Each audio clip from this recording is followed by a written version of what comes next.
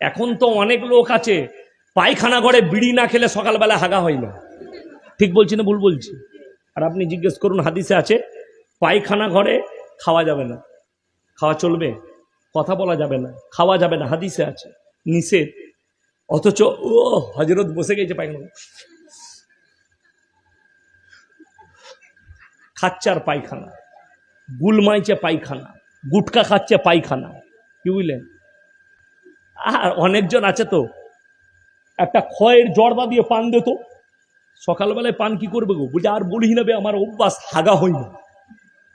জর্দা পান ভরে গ্যাং করে বসে চালিয়ে দিয়ে চলে। এখানে ইমাম সাহেব আপনি নাকি কত বেতন দেয়? নেওয়া যাবে না, নেওয়া যাবে না। 5,000 টাকা সায়া কিনবে না, ব্লাউজ লুঙ্গি কিনবে না, আন্ডার প্যান্ট দিয়ে নামাজে দাঁড়িয়ে আল্লাহ আকবার আলহামদুলিল্লাহ রাব্বিল আলামিন, এ মাসে যা কিনেছি পরের মাসে কিনবো। গাইডের মাগদুব আলাইহিম ওয়ালাদ-দাল্লিন। ফেরেশতারা বলছে এসব কি চলছে গো নামাজের মাঝে মাঝে? বলছে ওরা আলাদা ক্যাশে।